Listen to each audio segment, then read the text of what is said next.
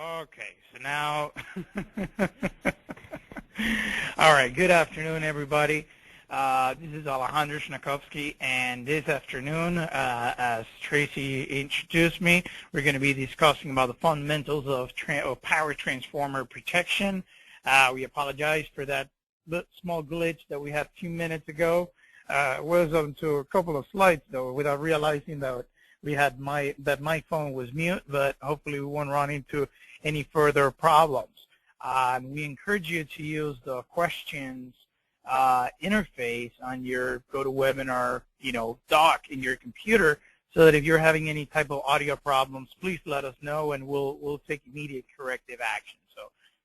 So thanks for those of you that brought this up to our attention. So, as I discussed, we're going to dive into the fundamentals of power transformer protection. We're going to talk a little bit about construction and some of the fundamentals, though, of transformers overall. We're going to discuss three-phase transformers, connections, and vector group, and how some of these attributes affect the protection of the transformer. We're going to discuss some of the transformer faults, and how do faults inside of the transformer occur and evolve. And then we're going to finally talk about, protection of transformers based on microprocessor multifunction device. And I just make that, that clarification because a lot of these elements are only possible, though, based on, advanced numeric techniques, though, that are only enabled with the utilization of microprocessor devices. So we'll discuss differential protection mainly. And then we'll discuss some backup functions, though, related to, overcurrent principles, though. Last but not least, we will also have a discussion about inrush current and overexcitation and how those two conditions affect and need to be accounted for in differential protection schemes of transformers. Okay, so with that in mind, let's go ahead and get started.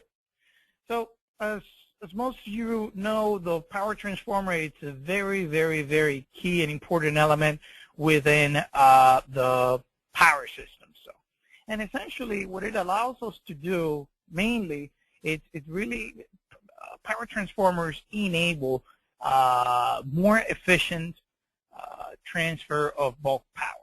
So when we, basic principle, though, or within the context of this presentation, though, one of the basic functions, though, of the power transformer is to step up voltage, though, to a level that's high enough in such a way that you can carry more real power flow through a particular corridor, though, without having to send as much current as you would otherwise would have to with a lower voltage. What that allows us to do is to have, reduce our resistive losses, though, over that particular transmission line. Thus, we're able to transmit power in a more efficient manner. That's why when we look at the four, most typical arrangements that we have, that we find transformers applied in the power system, though, we have step-up transformers, which will take a lower voltage, which will interconnect a lower voltage system with a higher voltage system. One case would be in generation. Perhaps you have, generator, though, that you want to connect to the transmission system. Generators, because of design constraints regarding insulation and personnel safety, cannot have ratings of very high voltages. So that's why, generators typically have rated voltages, though, on their terminals below 13.8 kV. But as we know, transmission systems, though, are typically in the order of 115 kV and above. So if we need to interconnect those two systems, one that is in charge of the strip of delivering power and another one that's in charge of generating the power, we need a transformer, which will in turn take this power, which will in turn connect these two systems.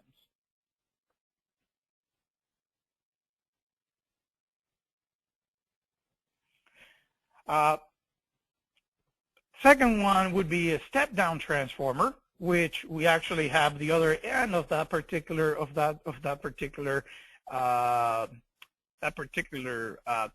though, where we now have a transmission system that we would like to connect to a distribution system, which, lower voltage level, though. So then we need a device that will interconnect those two networks and step down the voltage from a particular voltage level to another voltage level. An example of that would be a 230 kV to 13.8 transformer, or 115 kV transformer to 13.8, and so on. Third type that's also commonly found would be an auto transformer, okay, which is, from a transmission network perspective, it's a device that's usually utilized to interconnect two transmission voltages, though, or two transmission networks that are operated at two different voltage levels. So, for example, if a utility operates a 400 kV loop and they also operate a 230 kV loop, and you wish to connect those two networks, typically you would utilize an auto transformer, or perhaps a Y-to-Y transformer from that perspective, though, which will allow to connect those two voltage levels, though. And then under certain scenarios, though, a grounding transformer, or what's also commonly known as a zigzag transformer, could also be applied to provide a source of zero-sequence currents and grounding for a particular network. There's other types of transformers that are utilized and that are utilized. You also have power reactors, though, that are utilized to provide reactive power, though, injection onto the power system. You also have phase angle regulating transformers that aid on controlling power flow between 2 points within the network, and so on. But this is, again, as mentioned, very, very important component, though, of the power system, though. As being a very important component of the power system, though, and as being a very, size-wise, a very big device, though, it's a very expensive, though, piece of equipment, though, and a very critical piece of equipment, though, because it is something that, given its size and its weight, it's not something that can be manufactured pretty quickly, and it's not something that can be mobilized or replaced pretty quickly. So it is very important, though, to protect the transformers, and when faults inside of the transformer do help, it is extremely important to try to mitigate the damages, though, so whatever repairs need to be done on the transformer are performed as fast as possible. A couple of points here, though, again, repairs take a long time, and also given the size and the transportation cost and limitations, though, it's not easy, though, to replace a transformer, though. So there's a lot of considerations on that front. That's why not only the protection, but the monitoring of the transformer to ensure that it is running, that it's running properly, and we don't have a run to failure type of scenario, though, it's maintained.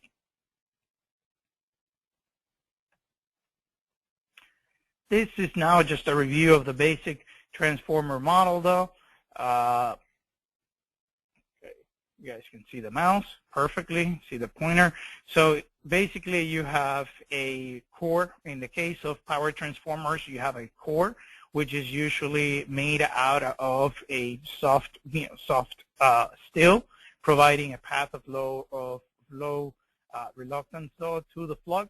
You have one winding, okay, that's connected to a particular voltage level, and then you have another winding which is connected to another voltage level. You could have 3 winding transformers, in which case you would actually have 3 windings connected one on top of the other, and we will see a picture of that in the next slide. This is just a basic representation of a single-phase transformer where you essentially have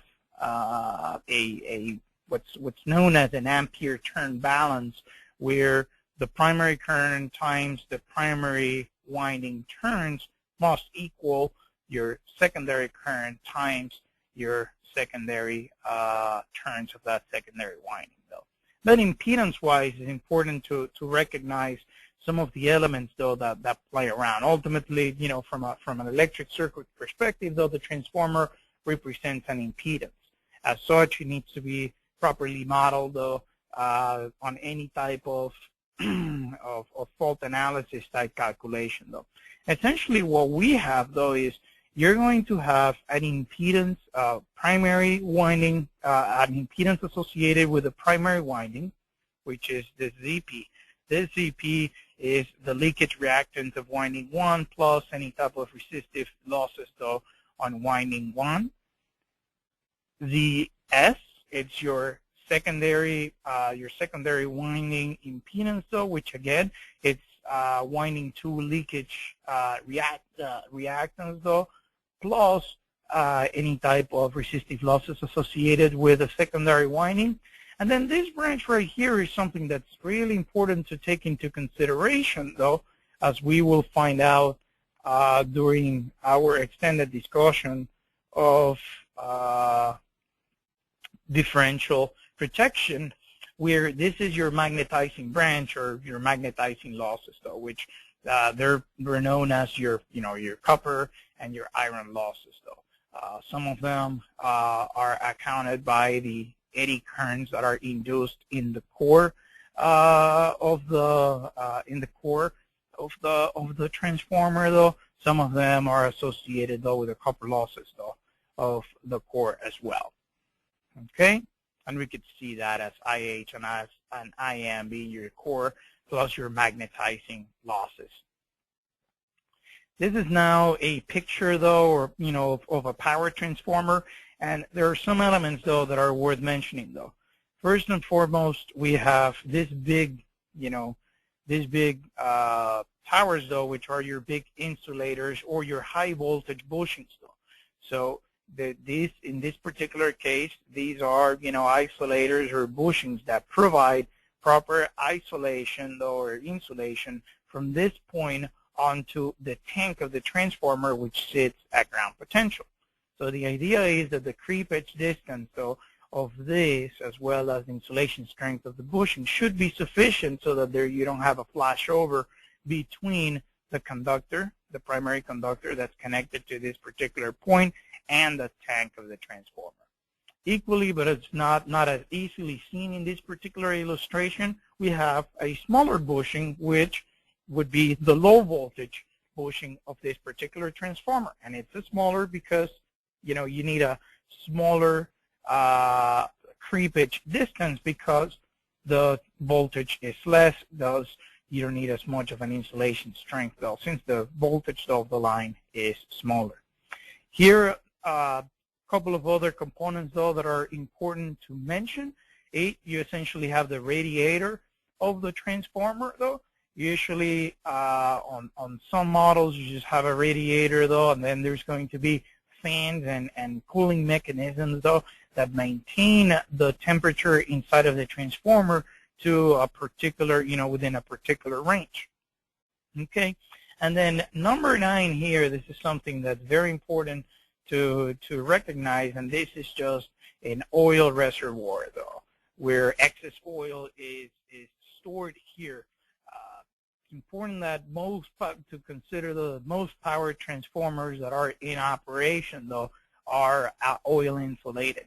So what you're going to have, and I'm going to go back to the slide, to this slide that I have, you essentially have your winding, you have your core, and that's essentially inside this metal enclosure, okay? And that metal enclosure is filled with oil, and that oil is circulated and cooled via the radiator to maintain a normal temperature operating, at a normal temperature though, within the operation.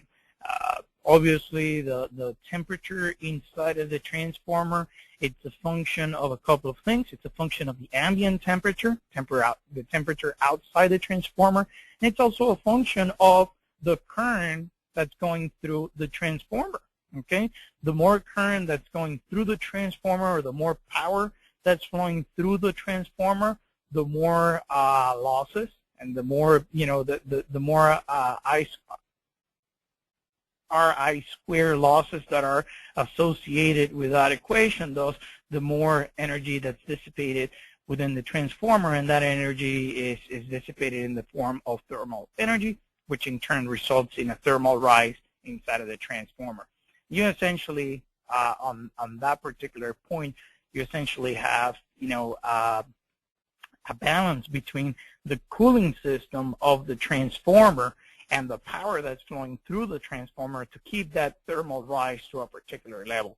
If that thermal rise continues to go up and continues to go up, then it's not only pressure though, but damage that can occur of some of the elements though that form the transformer though. So important point is, transformers have a certain, thermal operating ratio that rating that's associated with the amount of power and the ambient temperature though, and those thermal ratings cannot be exceeded. And we'll have some discussions about that later on in our presentation.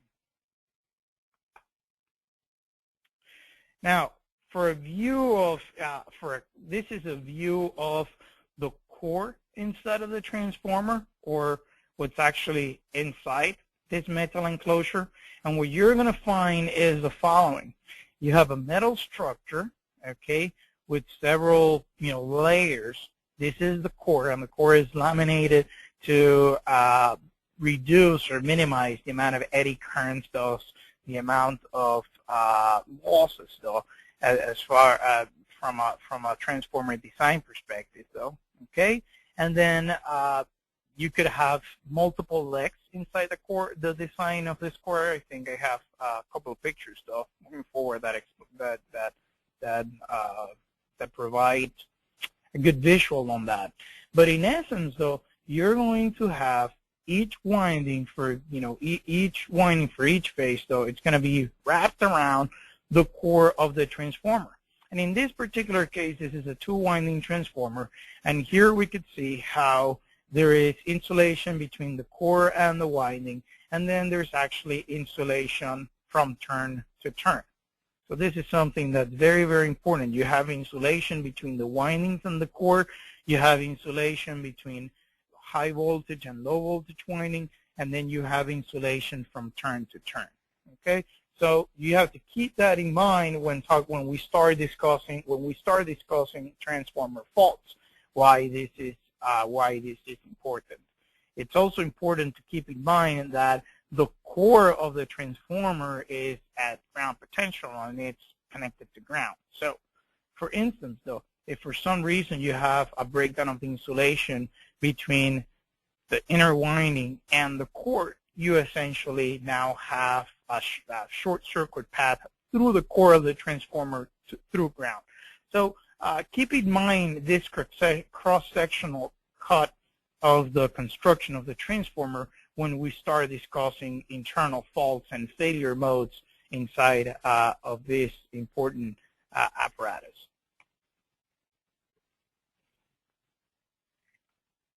Now, let's talk about three-phase transformers and some of the special considerations.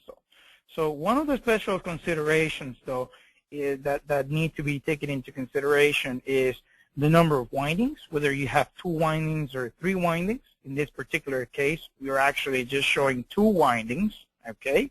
And you could see that there's actually a total of 6 windings, primary winding for phase A, primary winding for phase B, and primary winding for phase C.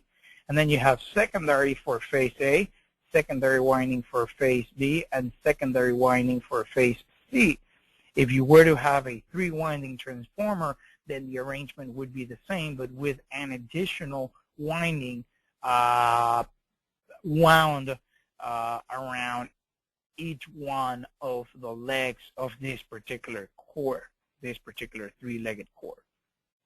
And then the other thing that we need to take into consideration is the electrical connection of the windings. You probably have heard about the term, delta connection versus Y connection, grounded Y connection, and so on. And there is an impact that there's, depending, based on that connection, we need to take that into consideration for the protection of our transformer. Okay. Here's just an example of some winding arrangements, though, for power transformers. We have the case where we have a YY 2-winding transformer here in the top left-hand corner. We have the case of a Y delta transformer, two-winding Y delta transformer. Then we have the case of a delta Y transformer, okay? Here we have the example of a shunt reactor, okay? And we have three-winding transformers, and then we have the case of an auto transformer, okay? And again, we could see in the case of the auto transformer, though, what makes the auto transformer different from a regular transformer is that the transfer of power, though, from winding 1 to winding 2, or high voltage winding and low voltage winding, it's not just because of electromagnetic coupling, but there's also because of magnetic coupling, but there's also some electrical coupling, though, because the way this winding, though, this series winding is tapped, okay?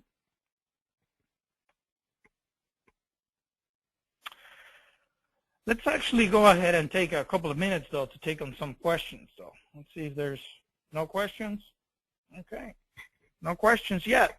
Good. All right. So let's go ahead and take a look, though, at a basic three-phase transformer and some of the nomenclature as it applies to the ANSI world. First thing that we're going to find is, from an E-plate perspective, you're going to have on the high voltage winding, it's referenced, though, the point of connection for polarity for phase A is referred to as H1. For phase B, high voltage winding, the polarity point would be referred to as H2. And then the polarity point for high voltage winding for phase A is referred to as H3. And then the neutral, if applicable, though, is referred to as H0. Similarly, our low voltage winding, though, polarity for phase A is going to be referred to as X1. Polarity of phase B of low voltage winding is referred to as X2. And then polarity of phase C, low voltage winding, is referred to as X3. And then the neutral point, similarly, is referred to as X0 of the low voltage winding. If a tertiary winding is present, then the way the nameplate information will be represented, though, for the polarity point of connection, they would be marked as Y1, Y2, Y3, and Y0 if a neutral connection point is applicable, though. Similar to, high voltage and low voltage, though. So high voltage H, low voltage X, tertiary Y. Okay? Oh, we got a question here about this slide. Right now, we are now just providing a description, though, of the point of connection, though, from a winding polarity perspective, though. We're not discussing the external connection of the transformer to the outside world. We'll discuss that in the next couple of slides. Now, ANSI standard for phase shift, though. So the ANSI standard for phase shifts is as follows, though. You're always going to have a relationship where the high voltage winding leads the low voltage winding by 30 degrees. So again, high voltage winding leads low voltage winding by 30 degrees. In the case that we just taken into consideration the nomenclature that we just discussed of H and X, then we will find the following configuration on a delta Y or Y delta type winding arrangement, where H1 is going to lead X1 by 30 degrees, H2 is going to lead X2 by 30 degrees, and H3 is going to lead X3 by 30 degrees in a case of a delta Y or Y delta transformer type connection. In the case of delta delta or YY connected transformer, there is no phase shift. Thus, you could see that H1 and X1 are in phase, H2 and X2 are in phase, and H3 and X3 are in phase. Take also note that the vectors for X in relationship to H are slower, indicating that X, it's on a lower voltage magnitude. So now let's go ahead and discuss the our H and X naming nomenclature, though, with specifying the connection of the transformer. So we have here the first case where we have a Y connection. And a Y connection can be identified. Number one, there's not going to be any phase shift between this EMF or the voltage, though, between H1 and H0 versus the voltage between X1 and X0. And you can see that on both high voltage winding and low voltage winding, we have a connection where polarity is connected to phase A on the system, polarity mark is connected to phase B on the system, and polarity is connected to phase C of the system. And then the non-polarity legs, though, of each winding are all tied together and connected to neutral or ground. Same can be viewed, though, on the secondary or low voltage winding, though, where we have a YY connection. Now, when we talk about phase shift, though, what we have on the phase shift, though, is we are essentially we are essentially playing with the connections between each particular winding, though, to create, though, to combine the vectors, though. So this picture, though, this particular slide does a better job than the other one, though. We have a Y delta connection. So we could see that on the Y side, again, everything, the voltage, though, here on this winding connected on Y in relationship to the voltage, though, connected on the secondary winding. Take a look and see that in this particular winding, we have the non-polarity, the non-polarity lead of phase A winding is connected to the polarity lead of phase B winding. Okay? The non-polarity lead of phase B winding is connected to the polarity lead of the phase C winding. And then the non-polarity lead of C winding is connected to the polarity lead of phase A winding. And essentially, if you do a Kirchhoff's law equation of this, you're going to find that the current that flows out of X1 is going to be equal to the turns ratio times phase A minus phase C. And if we do the vector plot of that of the subtraction of those two vectors, we're going to find that this is a vector that lags the voltage across H1 and H0, or sorry, the current that flows through phase A high voltage winding by 30 degrees. And that all comes because of this vectorial addition, though, where here we have the voltage of phase A. We are connecting it with the non-polarity leg of the C winding. So we grab C, which is at 120 degrees. We rotate it by 180 degrees. We have now here this minus A. And then we just add these two vectors, and their resultant is a vector that's going to lag our vector at 0 degrees by 30. Okay? There's also a difference of magnitude, though, of the order of square root of 3, and this is just the result of the subtraction of those two vectors. Okay, some comments, though, on this particular connection, though. One of the things about delta connections is that they provide means to isolate zero sequence network, though. It serves as a mean to isolate the zero sequence network of one portion of the system with a zero sequence network of another portion of the system. And what I mean by that is, if you have a phase to ground fault on the Y side of this particular transformer, there will not be any zero sequence contribution, though, from the X side winding of the system, from this particular side of the system. And the reason for that is because the zero sequence will actually be, the zero sequence current will be trapped inside the delta and will circulate for the duration of the fault. So again, it's a means to provide means to segregate it, to separate the zero sequence network though between two systems though.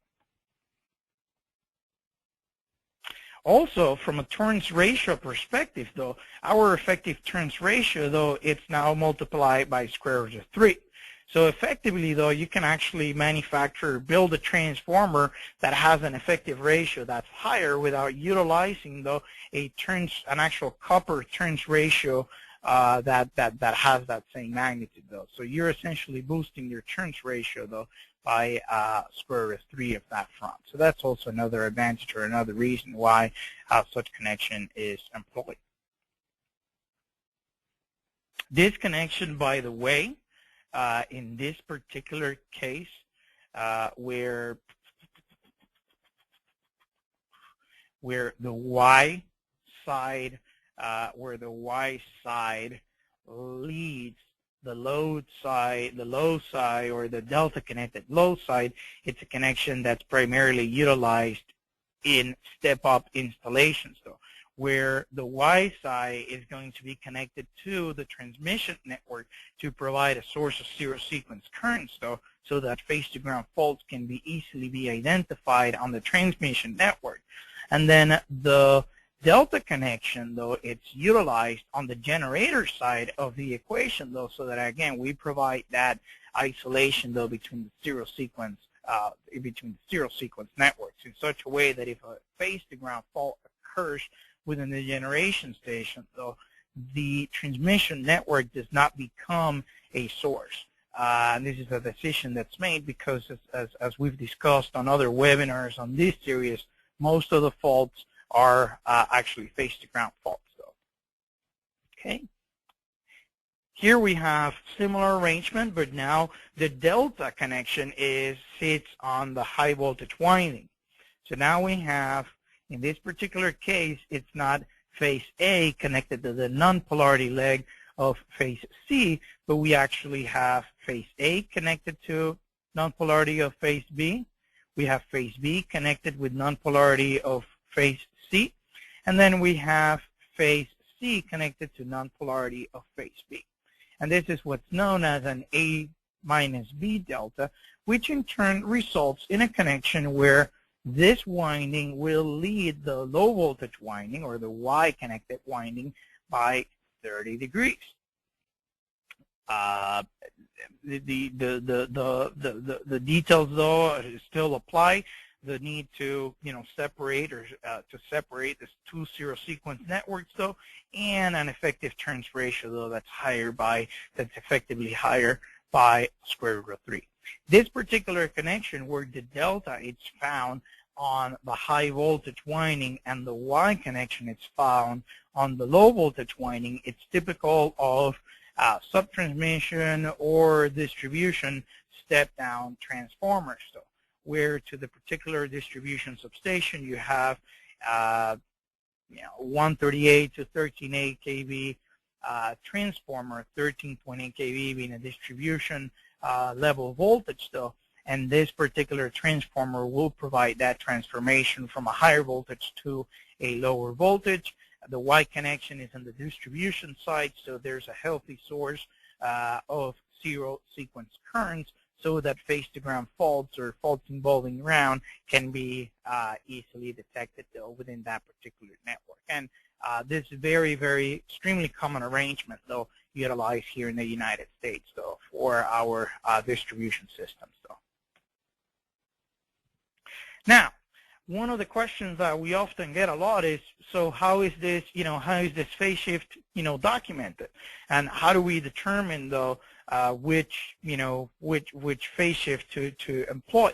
And the phase shift is important, though, because even though both of these phase shift, though, from an ANSI perspective, still the high voltage winding leads the low voltage winding by 30 degrees. Take note that in this particular case, we have an A minus C, what's referred to as an A minus C delta in the case of the step-up transformer. And then in the case of the step-down transformer, we actually have an A minus B delta. And that would obviously have an impact, though, on differential protection when we are comparing, though, the currents from one winding with the currents from another winding. So one way that this is all documented is using the vector group clock system, where the high voltage or the reference winding assumes the 12 o'clock position. The rotation of the phasors is in the counterclockwise position, and then the low voltage winding, though, is the type of connection is referenced to with a letter. It could be Y or D, lowercase letter, and then it's followed by a number, which will indicate the position of that particular vector in relationship to the start position or the 12 o'clock position. So in this particular case, we have a YN-D1 transformer. Y being the high voltage being Y connected, and then the D to document the low voltage winding, which is connected in delta, and it has the 1 o'clock position in such a way that the high voltage winding is leading the low voltage winding by 30 degrees. Each hour on the clock represents a 30-degree phase shift, though. So again, higher case, the capital letter, though, Y represents the 12 o'clock position. Lowercase letter represents any of the following position, and then the number that follows the lowercase letter signifies the position of that particular winding in relationship to the 12 o'clock position. In this case, 1 o'clock being 30 degrees lagging the 12 o'clock position. In this particular transformer, the high voltage Y winding is leading the low voltage delta winding by 30 degrees. In this particular case, though, we have another one, though, where we have a DYN1 winding, though, or transformer, sorry. So the D in capital letters, it's our 12 o'clock position, okay? And then our Y, our low voltage winding is a YN1, and then again we have our Y with this particular position, which again it's the 1 o'clock position, meaning that the low voltage winding is lagging the high voltage winding by 30 degrees. And then we have a third case where we actually now have a 3-winding transformer, where again high voltage is a Y winding in the 12 o'clock position. Low voltage is a Y winding, okay? So YY is, on the same, it's essentially in phase. And this is actually a mistake on this particular slide. It should be YN, YN, not YN, YN1. And then we have parentheses to illustrate the tertiary winding, and that's D11. In this particular case, the delta, it's actually leading the high voltage winding by 30 degrees. Thus, it's at this particular position in the clock. Now, what are some of the common failures, though, that are actually recognized, though? So transformer faults. Well, several of them, though. You could have turn-to-turn insulation failures, though, and again, just I'll refer you back to the slide where you have the cross-sectional cut of the different windings, that you could very easily see that you can actually have, if a breakdown of insulation occur between those two turns, then a short circuit could occur the two turns, okay? And we'll talk a little bit later, though, as to why that is a hazardous condition, though, okay? Think of some of these failures, though, as the result of the following.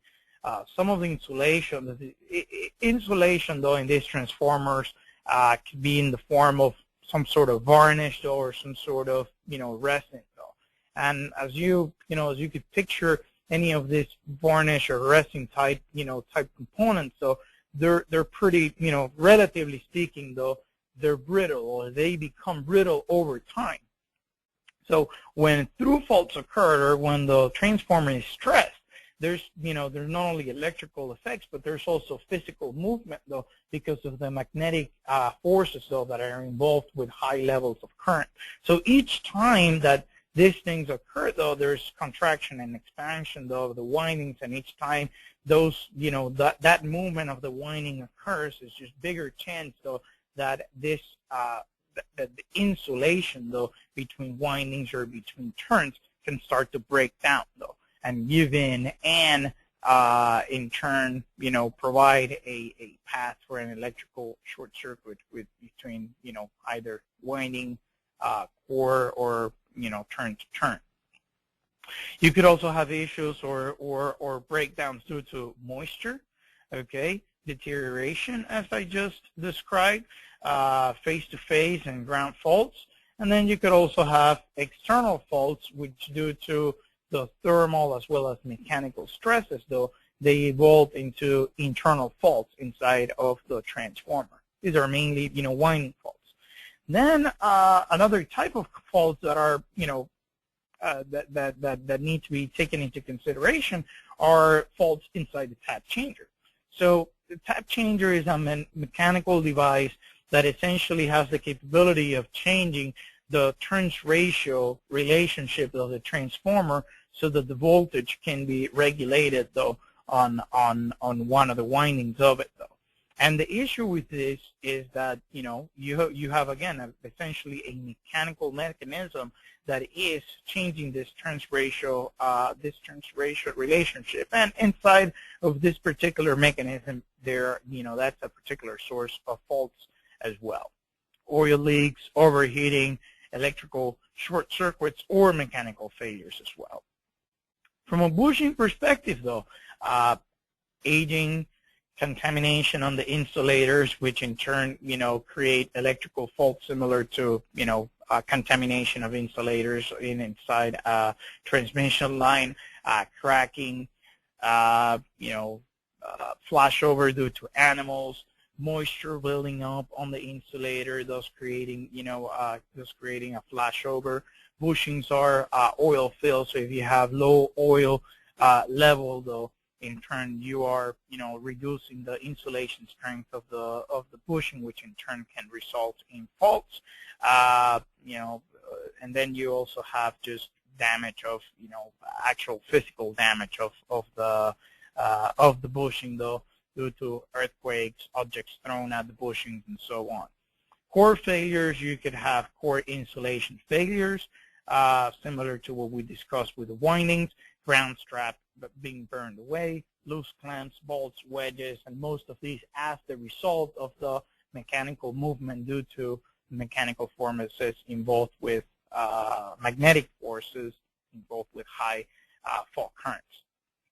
And then you have miscellaneous failures, those such as failure of bushing current transformers, metal particles in oil, damage during shipments, external faults, which in turn evolved into internal faults, poor tank welds, overvoltages, overloads, and so on. So these are just some of the causes, though, of transformer failures, though, which they could either be the result of mechanical mechanical forces, though, or electrical forces, though, inside the transformer. And here's just a breakdown, though, for the IEEE guide on protection of power transformers, and these are just some industry statistics related to the causes of failures of transformers. So 55% of the reported failures are winding failures, 21% type changer failures, 10% bushing failures, and so on. So what are some of the requirements for power transformer protection? Well, it should trip during short circuits, though, and ground faults, though, inside of the power transformer tank, and in some cases, depending on the settings that are, depending on the scheme, though, it's also important to trip at external faults to provide fast backup protection. Again, we're discussing multifunctional microprocessor relays, which most of the ones that are available in the market have this capability. So we have essentially divided our requirements in 2 points. We essentially have short circuit protection, okay? And then on the second part, we have alarm or trip during abnormal conditions, though. And this could be as a result of overloading, exceeding or getting near to the thermal limit of the transformer, reduced system voltages, overexcitation. So these are more of monitoring low speed, low reacting functions that will monitor the transformer over time, and if the conditions are adverse enough, we will make a decision to disconnect the transformer to avoid any type of damages to it. In the case of the short circuit protection, this is typically high-speed protection, though, because once a fault occurs inside of the transformer, the amount of damage is proportional to the energy of the incident. The energy of the incident is proportional to the amount of time that particular fault is occurring, though, inside of the transformer. So the faster we can isolate, we can electrically isolate the transformer, the less amount of damage, less repairs, and so on. Now, how are faults detected inside of the transformer? So now we, here I just have a quick overview of some of the different elements, though, that are utilized for transformer protection. So in the case of face-to-face faults, transformer differential protection at the top of the list. Buchholz relays in the case of internal faults that occur below the oil level of the transformer. Essentially, the way a Buchholz relay, or what a Buchholz relay is a mechanical device that usually when faults occur, there's a breakdown of the oil inside of the transformer, and that breakdown of the oil results in gases being released. And this device is essentially a floater type that when this breakdown of oil occurs and this releasing of gas occurs, that gas is going to come up to the surface of it's going to come up to the surface, though, of the level of oil. And this particular device is essentially monitoring, though, for those bubbles coming up. And if the flow of the oil is severe enough, then it's an indication that gas has been released within the tank, indicating that a problem has occurred within the transformer. So it's also known as a flow type. It's a flow type relay because it essentially monitors the flow of the oil inside of a transformer. Though provides good, to a certain extent, though, provides good good sensitivity, since when any type of electrical fault occurs, there's going to be this breakdown of oil. So this is not an electrical or a microprocessor device. This is a mechanical device, though, that's built in as part of the construction of the transformer.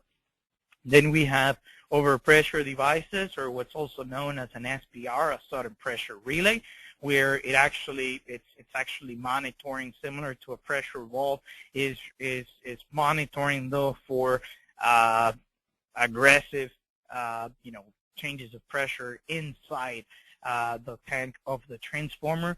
Same principle. When electrical faults, internal electrical faults occur inside of the transformer, you're going to have this breakdown of oil, which in turn releases gases, and those gases in turn increase the pressure inside of the tank. And this is just a mechanical, pressure relief valve that will activate and in turn will be connected to breakers and so on to isolate the transformer from the system.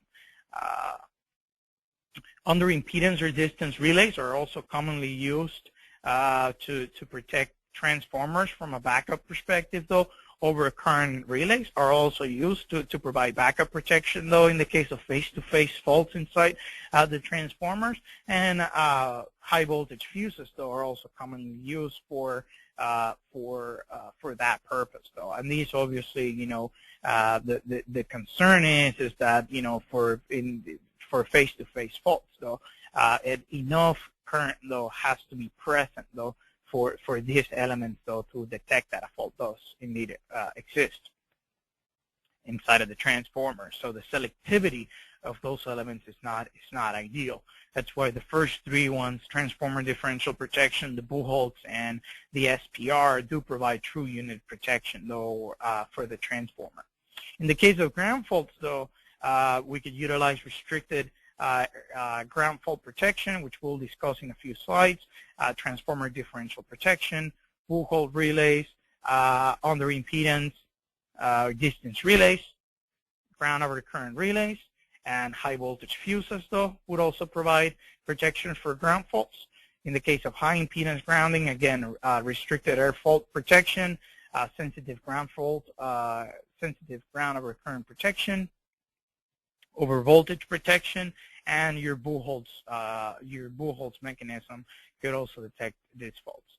In the case of turn-to-turn faults, when you have turn-to-turn faults, there's no depending on depending on how many turns are involved.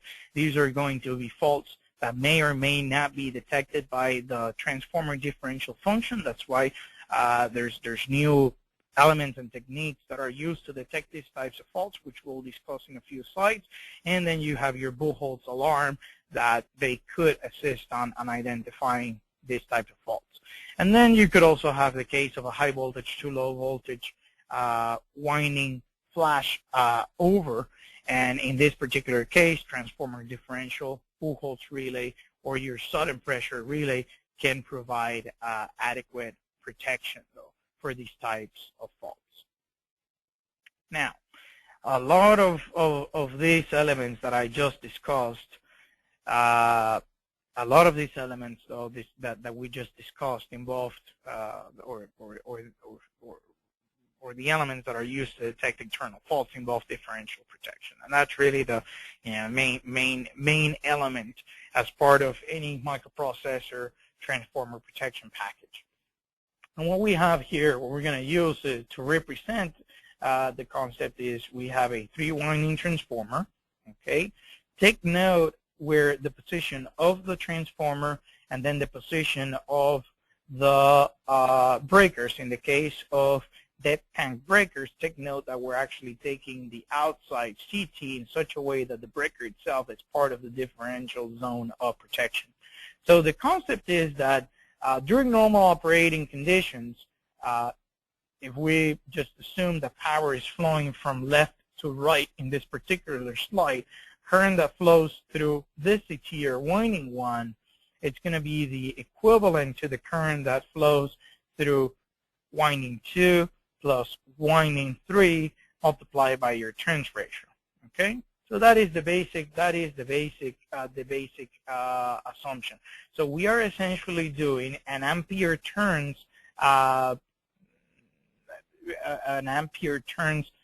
calculation, and that should equate to 0. That means that primary winding ampere turns plus secondary winding ampere turns plus tertiary winding ampere turns should equal to 0. And again, the differential zone of protection is defined by the current transformers. So for faults that occurred inside the differential zone of protection, then the current that comes in does not equal the current that comes out of the zone, thus the differential protection should be able to pick up such faults. For faults that occur outside the zone of protection, the current that flows in should equal the current that flows out, thus the differential protection will not detect these types of faults. Okay, so again, basically ampere turns that come in should equal the ampere turns that come out. Now, what are some of the things that need to be taken into consideration? Well, in the case of transformers, okay, as I just mentioned it, though, it's not a current balance, it's not a current balance equation, but it's an ampere turns balance equation, though. And to be able to execute this ampere turn balance equation, we need to have the turns ratio information of the transformer to be able to make this calculation. So in the past, with electromechanical or solid-state relays, we would use what was referred to as tap settings to make this type to provide the relay that information so that the relay would be able to perform this ampere turn balance calculation. In the case of modern microprocessor relays, most of the ones that are available from the major manufacturers, though, they just ask for, voltage ratings, power ratings, and the transformer protection relay itself would be able to determine what the ampere turn balance should be based on the currents that it's injected to it. The second point that is of interest, though, and that needs to be taken into consideration, is the connection of the windings. In the case of a Y-Y or a delta-delta connected transformer, you do not have a phase shift. But in the case of a delta-Y or a Y-delta transformer, you do have a phase shift, and that needs to be accounted for within our differential protection relay. Also, we also need to take into consideration the fact that we utilize CT ratios to step down the current magnitudes and provide them to our relay. So you're going to have different ratios from one winding to another winding. Thus, this is also something that's a source of errors and needs to be taken into consideration. So in this particular case, we have a 69 kV to 13.8 kV transformer, which is delta Y connected, or it's Y delta connected, sorry. All right, let's actually go ahead and take a stop here and address a couple of questions, though, that we have.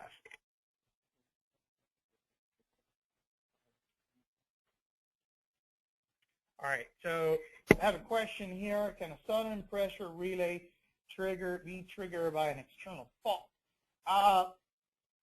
Again, the sudden pressure relay is really triggered. It's really considered as unit. Could it be? Well, let's explore the principle of how it works. Again, it's essentially monitoring, though, a rapid rise of pressure inside of the transformer, though. And that rapid rise of pressure inside of the transformer, it's usually going to be the result of oil breaking down inside of the tank, which in turn, decomposes into gas, which in turn raises the pressure inside of the tank. That sequence of events can only occur if arcing occurs inside of the tank of the transformer, thus indicating that an internal fault exists. Let's see.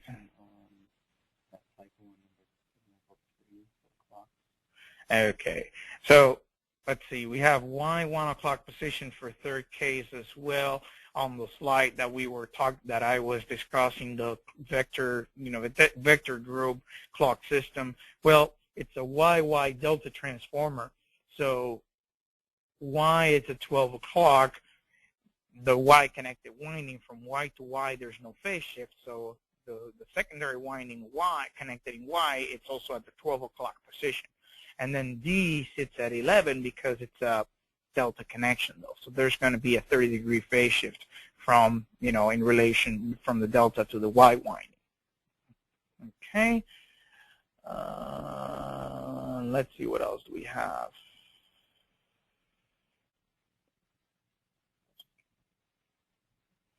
It could be the cost is a high side contribution and low side contribution to the differential is greater than 180 degrees of the acceptable range.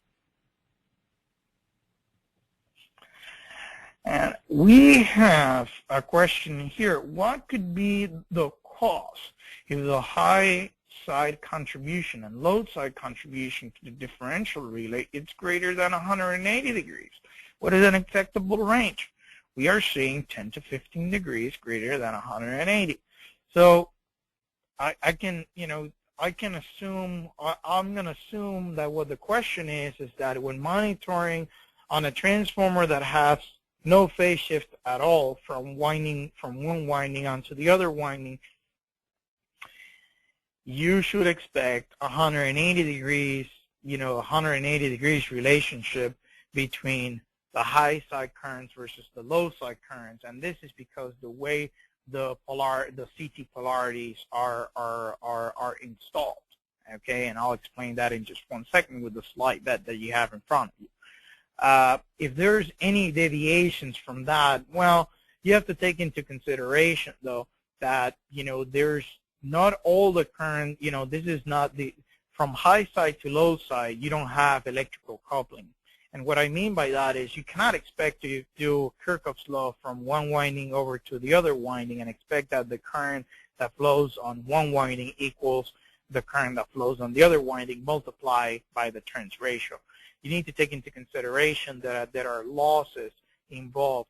So, for example, in this particular case where power flows from left to right, meaning the source is connected to the 69 kV side, there's going to be certain, the current that flows through CT1, through this CT right here, which is a 250 to 5, it's going to have two currents. There's going to be, you could essentially decompose the currents that flow through here in two elements, though. One, which is going to be that due to electromagnetic coupling, it's going to be transferred over to the secondary winding. But then there's another component of that current that is to feed the losses of the transformer. And the losses, or what's known as the no-load current, though, it's usually anywhere between 2 to 5%, depending on the construction of the transformer, how modern it is, how old it is, aged, and so on. So that is a percentage of MVA. So depending on what, depending on what the loading of your transformer is, that may become greater as a percentage of the current that's flowing on the low voltage winding, or smaller, at which point you're going to have the relationship between one winding onto another, though it's going to be skewed more or less significantly. So I hope that addresses that question. Okay. Let's see, what else do we have? We have another question here, which again, back to the SPR, the sudden pressure relay, though. Can a large through-fault near the transformer shake the transformer enough to trigger a sudden pressure relay? Again, it's the sudden pressure relay, though. It's looking for a high rise of pressure, though, within the tank of the transformer. And this high rise of pressure, though, it's not so much a function of the magnitude of current, but it's a function of arcing, the composition of oil, and gases being released inside the tank of the transformer as a result of that arcing. So if, yes, indeed, if the through fault stresses the insulation inside of the transformer in such a way that it evolves into an internal fault of the transformer, then your SPR is going to operate, though. Okay. Let's see, what else do we have? Why CT connection on primary was Y and not delta? We'll discuss in just 1 second, because that's part of the idea behind this example. Okay, so in this particular case, we have a Y-connected CTs on both high voltage and low voltage side, although we have a Y delta connection. So in the case of electromechanical relays, okay, in the case of electromechanical and solid state relays, there was no way that numerically we could recombine the phasors, though, to emulate the delta connection on the low voltage side, so that we could compare, let's call it delta versus delta currents. If we were to just apply a turns ratio or some sort of factor to compensate for the differences between ampere turn balance as well as the difference in CT ratios, we will end up, though, with currents that would be shifted, though, by this 30 degrees. Thus, the addition of the ampere turn balance of will not equal to 0, because we're not properly compensating by the phase shift introduced with the delta connection. So one way that this was resolved with electromechanical and solid state relays was by if you had a transformer whose connection was Y delta, such as this case, then what you would do is your CTs would be connected delta Y in such a way that the currents coming into the relay would be delta delta on each side. Okay.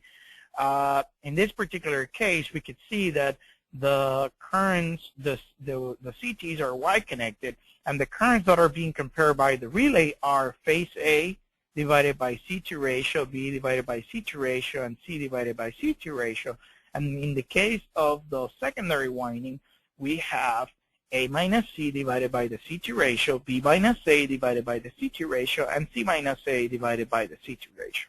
And the issue with this is, again, we have this phase shift. So, again, one way to correct for this phase shift is by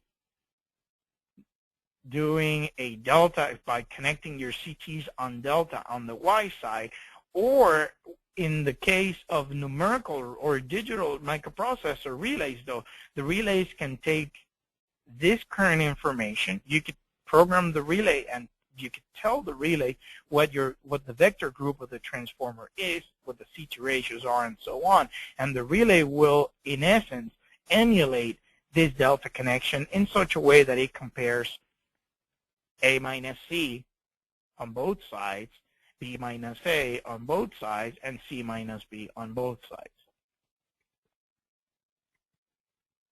As I said, on differential protection, you're looking at an ampere turn balance, which is a function of the current and the voltage level, and you also need to compensate for differences in CT ratios. So the way that was commonly done, though, with relays, though, with electromechanical relays, was by calculating tap settings. And the tap settings, for the most part, you would essentially calculate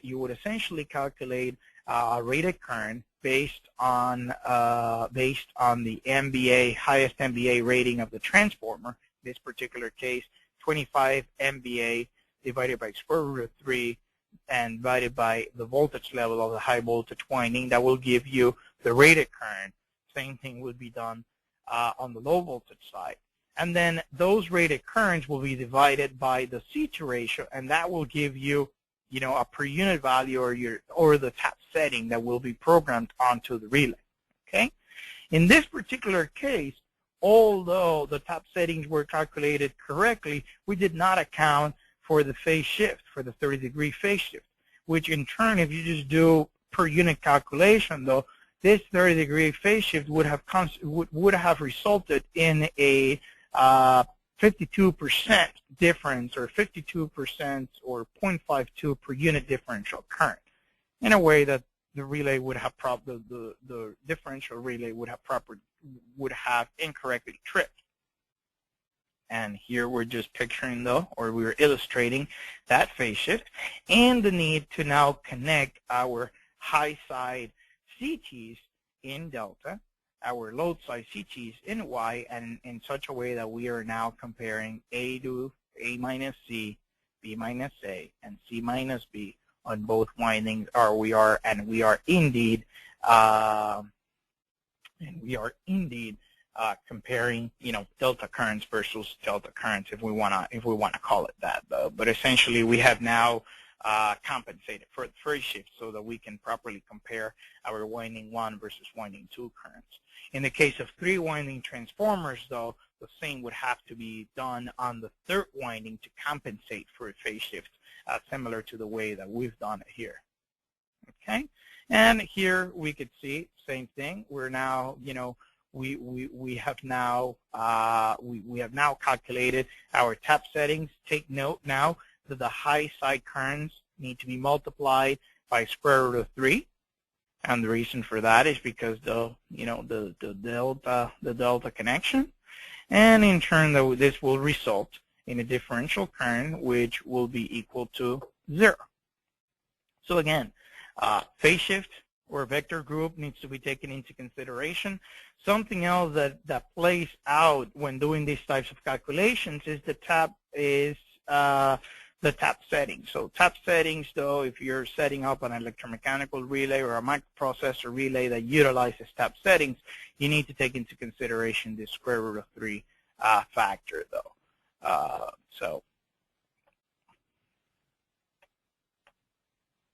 Okay. So, as described, differential protection is affected by tap settings and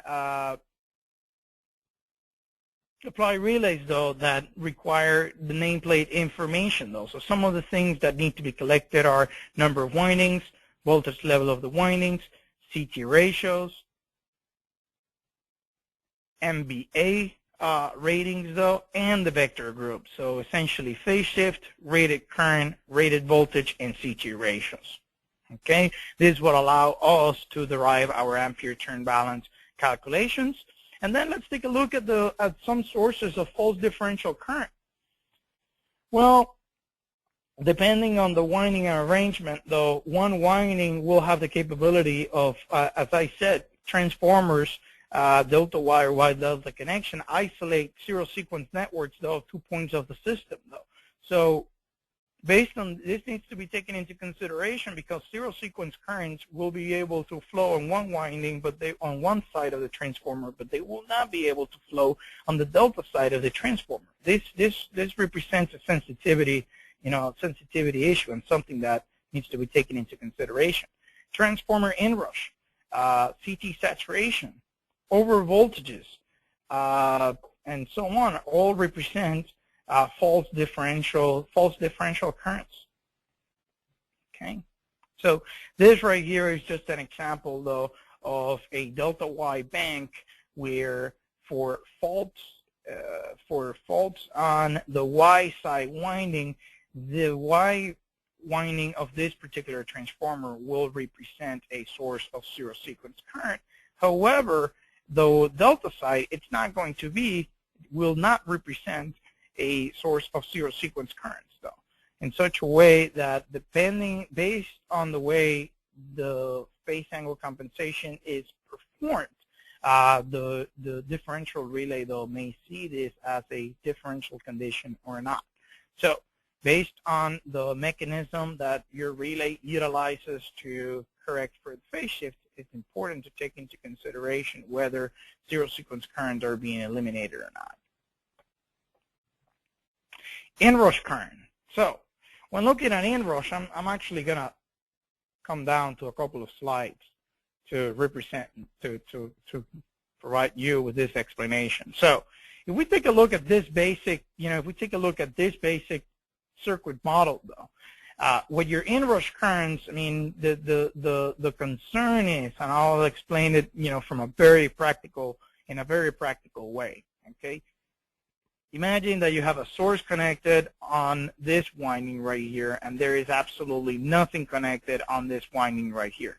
If you close into this particular winding, although there's no load connected here, you have this magnetizing branch through which current it's going to flow.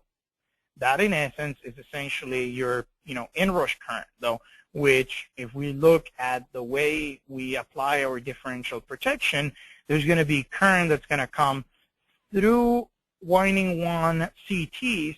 Since there's nothing connected on the secondary winding, there's not going to be any current contribution from winding 2.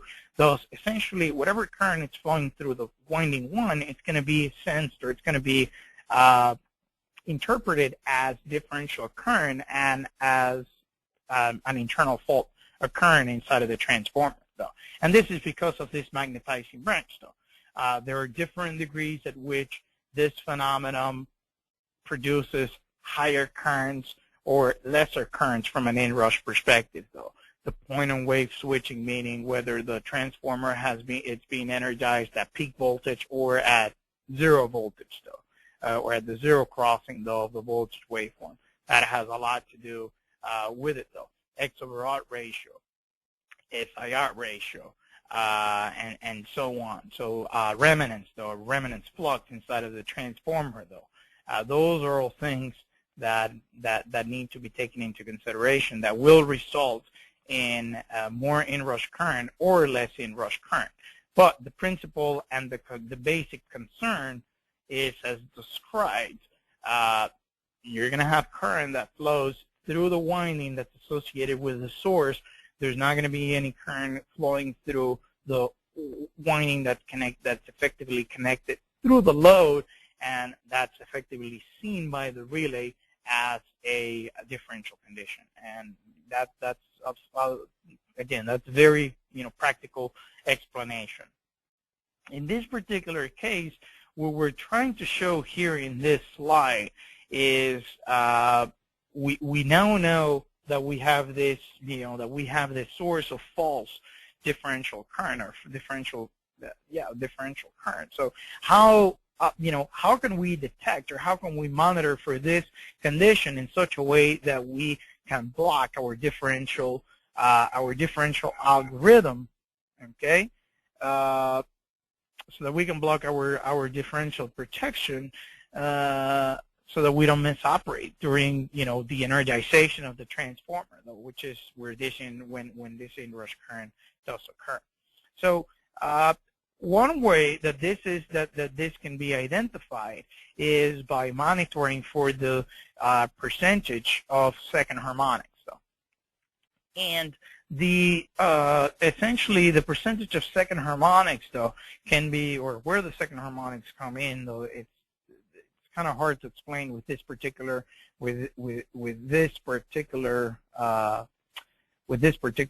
picture. But essentially what we have here is the following though. You have a voltage waveform, okay, which is going to be proportional to this blue waveform right here, which the blue waveform is your actual flux. And the flux is going to vary with, the flux is going to be a sinusoidal waveform similar to the voltage though. And then here, depending on the remanence, or the remanence flux that stayed in the transformer, this particular, the flux waveform is going to be offsetted though, positively or negative. And when plotted though on the BH curve of the transformer, we're going to end up with this inrush current pulses though, okay, which the way they actually look is they could have very, very high area on the positive plane, or very high area on the negative plane, but not much of a contribution though on the negative or positive plane though, depending on how the flux waveform though is shifted. In the case of it being shifted positively, in the case of positive remanence, then you're going to end up with a current waveform that's positive. In the case of negative remanence, then your total flux waveform is shifted down, and you will end up with pretty much all negative current pulses though. And this current pulses, given their width, is consistent with the footprint of second harmonics. So what we would ABB and other, most major vendors though of transformer differential relays, we utilize the percentage of second harmonics though to identify inrush conditions. And inrush conditions occur during a couple of examples. They essentially occur each time that you're energizing the transformer though. And the magnitude of inrush current, again, it's a function of remanence, point on wave at which you're switching, source impedance ratio, and the duration though of, it's a function of the X over R ratio. But you could have inrush though if you're just energizing a transformer. You could have some inrush currents if you have a closing, through fault that replenishes the voltage at the source terminal of the transformer. Whenever the voltage comes back up to 1 per unit magnitude, you're essentially taking the transformer through inrush. You're re-energizing the transformer, which in turn could result in an inrush type condition to re-excite the transformer. So one way to identify this condition is by looking at the percentage of second harmonics. Another way of identifying this is by looking at doing an integration of the area below the current curve. Okay, so if it's if the remanence is positive, then again you're going to have a high significant amount of you're going to have a pulse, sharp pulse that's going to be on the positive plane. If remanence was negative, you're going to have a sharp pulse on the negative plane. But essentially you could do a ratio of the area below this curve versus the area of the negative curve, and then you could determine, based on that ratio, you could determine whether it's an inrush event or not. Okay? And these are some of the fundamentals. Though the bottom line is that, from a best practice perspective, second harmonic inrush settings though are varying to identify that inrush occurs. They really vary from 8% to 15%, and it's pretty important to consult that with the manufacturer of the transformer, since again it's for the most part it's really a function of some random components, such as the point on wave at which the voltage closes and so on, but it's also a function of the manufacturing characteristics of the transformer. Okay, so again, anywhere between 8 and 15%, it's reasonable. The higher on the higher of a setting that you select, then more likely you are to actually operate during an inrush condition whose second harmonic level, though, was not high enough to be identified. Another element that we have, or another source of false differential currents, is during overexcitation. So during overexcitation, we are essentially based on the voltage level, though, of our transformer. And when we look at this BH curve here, the higher the voltage is, then from a power transformer perspective, not the CTs, but the power transformer, we actually start to saturate the transformer. And for the transformer to sustain EMF, though, as you start to get into this nonlinear region, though, it will require more excitation current to sustain its EMF, though. So what that in turn results in is in more excitation or no load losses, though, that the transformer needs to absorb from the system to sustain its EMF. And the waveform, though, it's a classical fifth harmonic, though, with a high content of fifth harmonic. So again, we could use fifth harmonic or monitoring for fifth harmonic content to block the differential protection during these types of conditions. And again, the issue is, again, with that magnetizing branch, where this is not during the energization. The transformer is already energized and during and under load, but as the voltage on the source side of the transformer increases, the transformer starts to operate in this nonlinear region, at which point it needs more excitation current, though, to sustain its EMF and operate. Okay? Now, from a differential perspective, we, as you're probably familiar with, we utilize differential protection. It's not just based on a particular pickup setting, though, and then if the magnitude of differential current is at that point or above, we trip. There's some errors associated outside of this, outside of the dynamics involved with exciting the transformer. There are some other sources of errors that need to be taken into consideration, though. So some of them are, if you have a load tap changer, though, well, that's something that's a source of error, because when we do our ampere turn calculation, it's a fixed value that we program down to the relay, though, if the relay is not equipped with a mechanism to monitor what the load tap changer is, what the position of the load tap changer is. So if that's the case, well, you need to account for that. You also need to account for the errors on the high voltage and low voltage CTs, though, which C-class CTs have an error, though, of 10%. You have two windings, then you need to account for that. So that adds up to 20%. And then excitation or no load currents, though, no load current losses, though, again, anywhere between 2 to 5%, depending on the construction of the transformer. When adding all of these factors, and obviously, you always need a fear factor from a protection engineering perspective, though. So anything from 5 to 10%, it's applicable, though. So you're gonna always end up with a slope setting that that's gonna look with a minimum operating setting that's anywhere between 0.3 to 0.4. Okay, if the load tap if your load type changer range is higher, then you need to account for that as well, in turn resulting in a higher minimum operating current though. So even though, yes, during normal operating conditions, your differential current should be 0, you need to take into consideration that you have excitation currents, it's going to be 2%. You have errors associated with your CTs. You have errors in your ampere turn calculations because of load type changer. And then you should also always take into consideration a margin. So the minimum sensitivity, though, again, it's going to be anywhere between 0.3 to 0.4 per unit.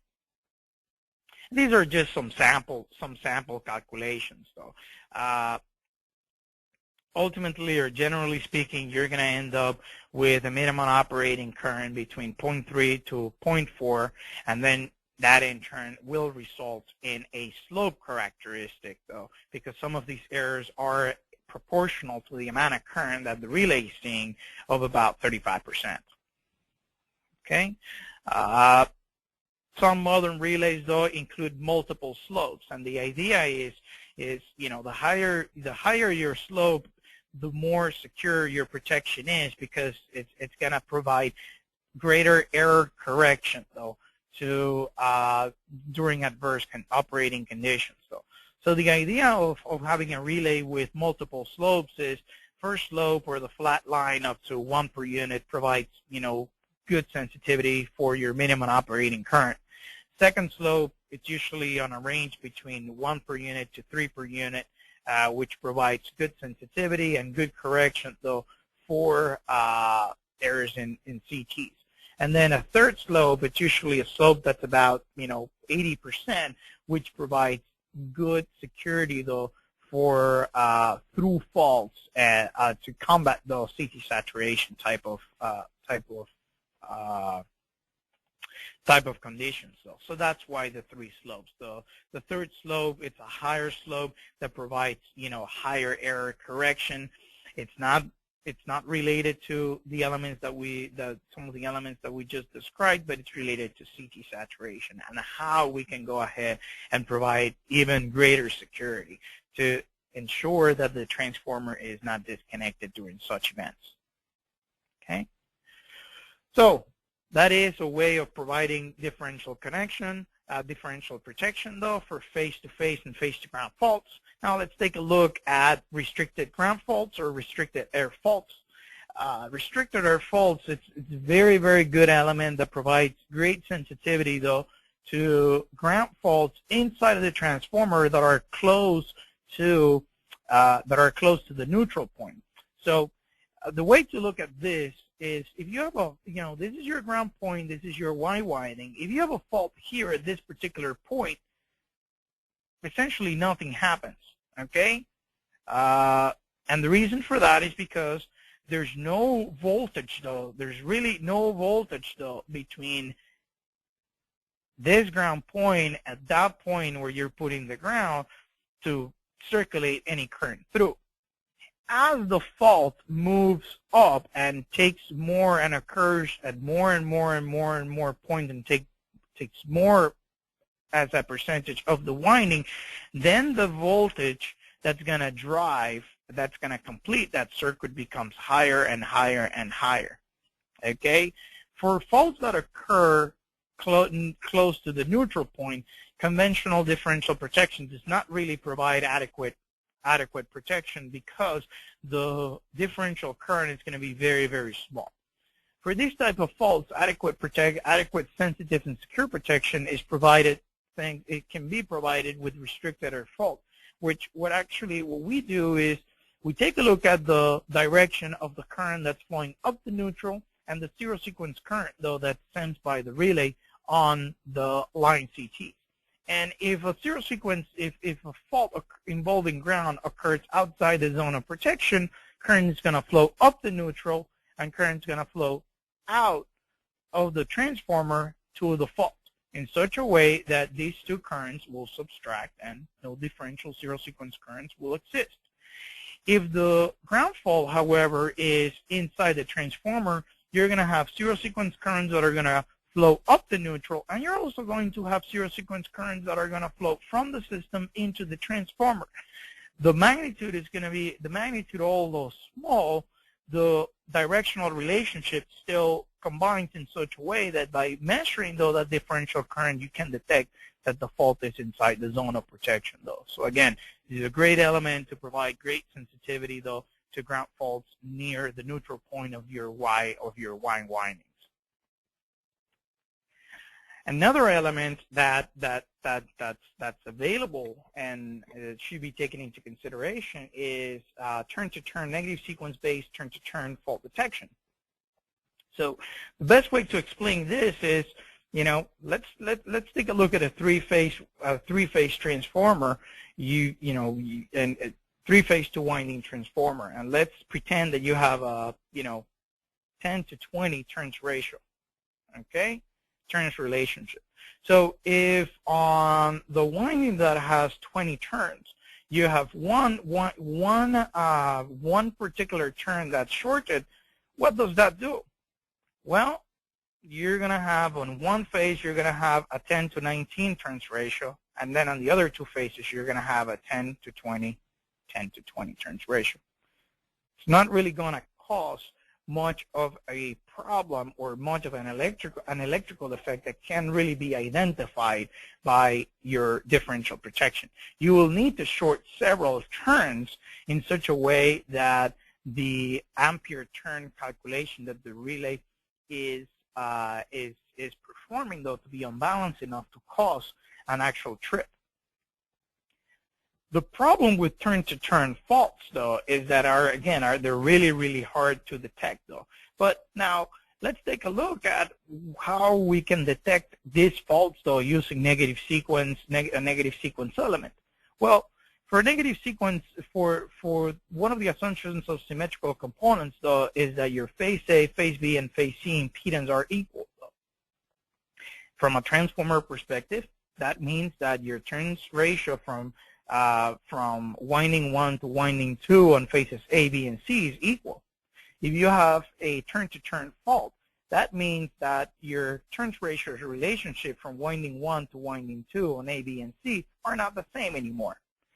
In turn, that means that your transformer has actually become a source of negative sequence currents.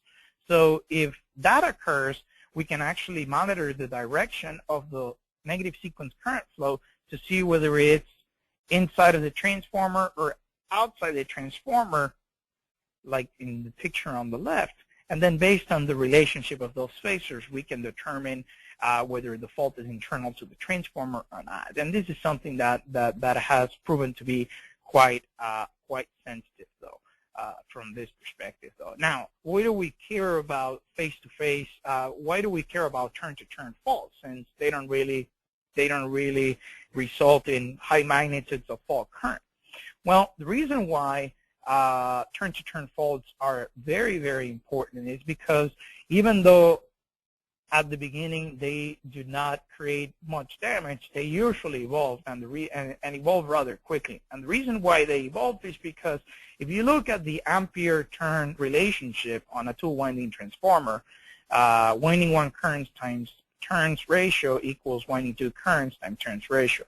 If you have a turn-to-turn fault, you have effectively created a third winding, in which case all the flux, though, that was linking on multiple turns for winding 1 and winding 2 is now linked to a single turn.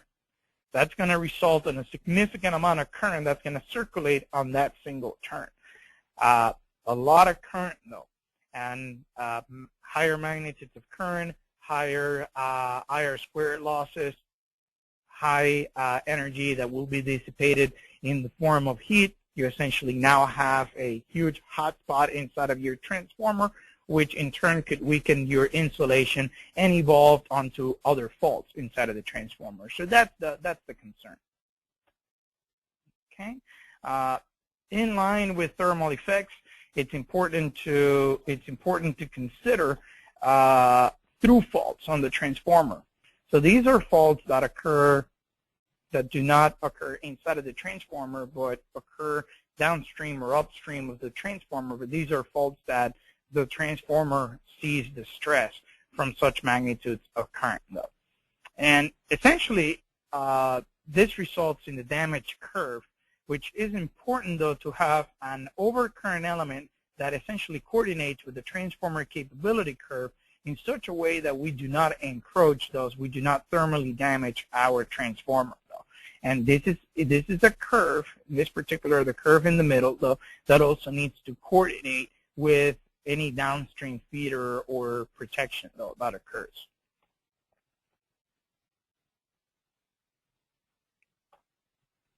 And as a summary, though, here is just typical protection scheme for power transfer: two-winding power transformer, face-to-face and face-to-ground protection inside the differential zone of protection will be provided by an 87T element. Turn-to-turn protection can be provided by differential negative sequence elements. Face-to-ground protection near the neutral on Y-grounded windings can be provided with restricted air fault differential elements. Sudden pressure relays and your bullholts will be a form of unit protection, though.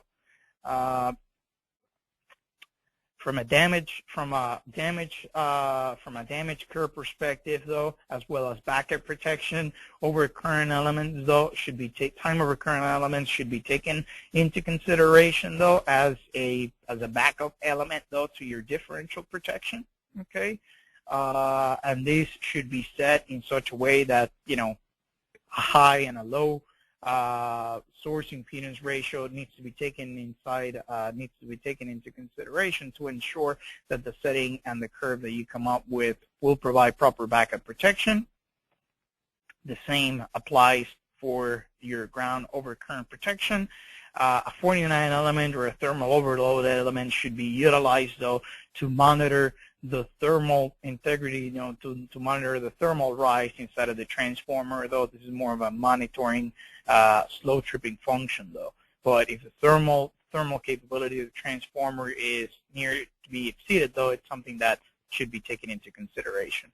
And then an overexcitation as well. An overexcitation element should also be considered if available. What this will do is we'll monitor for your volt-hertz relationship so that we're taking into account the amount of excitation current that flows into the transformer, and we can make, again, slow tripping decisions, though, in regards to that to avoid further damage to the transformer. So this is, you know, pretty standard package that's deployed along with transformers.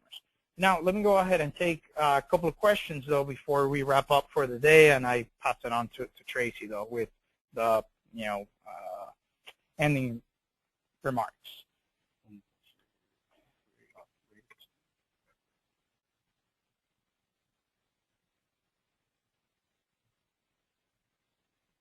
One question is, sudden pressure really operates of rate of change of pressure rather than just change in pressure. Yes, it's a rate of change of pressure. So it's a rapid change of pressure, though, that will in turn trigger the SPR. That is correct.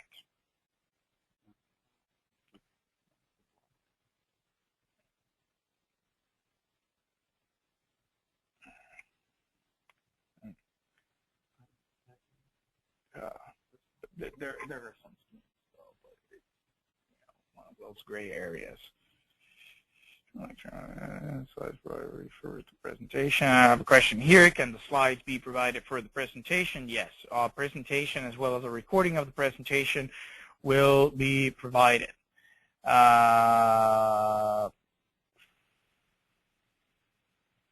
Yep. We will, another one. Yes, the slides will be provided to the presentation.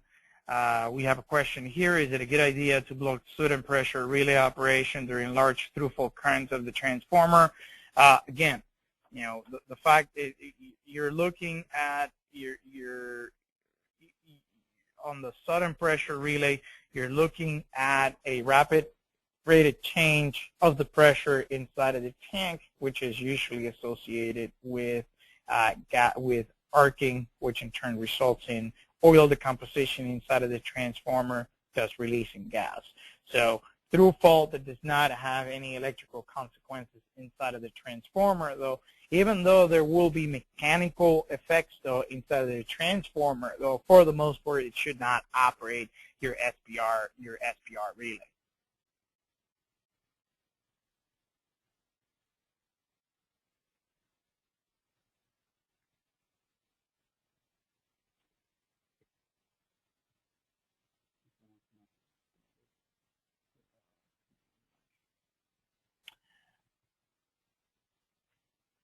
Then I have a question here. Please, can you tell us about standard for average values of inrush current? This is a parameter, very complicated to find. Yeah, indeed. I mean, just here, and I'll go back and for this question, you know, a lot of the times we really need to look at things from a basic circuits perspective, though. So, if I go back to this picture right here, okay, and just go ahead and forget everything that's from where the mouse is to the right, okay? Imagine that that is an open circuit, okay? So, if we assume worst case scenario, what you're going to have is to the left, you're going to have a source, you're going to have a source impedance, you're going to have the primary winding impedance, which again is the leakage inductance of the winding plus resistive losses of that winding. And let's say worst case scenario, though, you essentially have a short circuit, though, between this point and this point. You're essentially short-circuiting the magnetizing branch. If you go ahead and do that particular switch at voltage equals 0, okay, then you're going to offset that particular current magnitude, though, by square root of 2. So, you know, theoretically, your absolute worst case scenario, though, cannot get any worse than that, okay, because you're essentially completely disregarding the magnetizing branch of your particular transformer, though. So, you know, big part is your source, you know, your source impedance. It's obviously what for the most part is going to regulate what that inrush current is, the point in wave, which again is something that is random. Now, if the question is more in regards to the amount of second harmonic content, again, that is really something that the manufacturer of the transformer is the one that needs to provide that information, because that's really primarily a function, though, of the material and the type of construction that was utilized on the core, which in turn is the primary, you know, the primary parameter that affects how this branch behaves.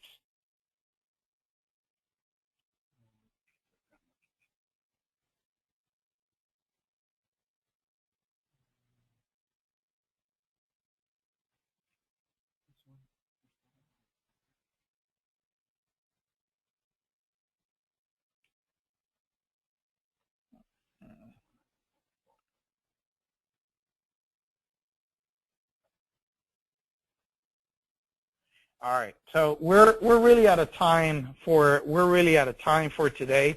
I'm going to go ahead and pass it on to Tracy, though, for the closing remarks. So thank you very much, everybody, for the opportunity and participation. That concludes our presentation for today. The next webinar is Line Distance Protection on October 12th. You will receive an email following the conclusion of this webinar with a link to the online presentation and a registration link for upcoming webinars. Thank you so much for your participation. Sorry we ran a little late today, but look forward to seeing you next time.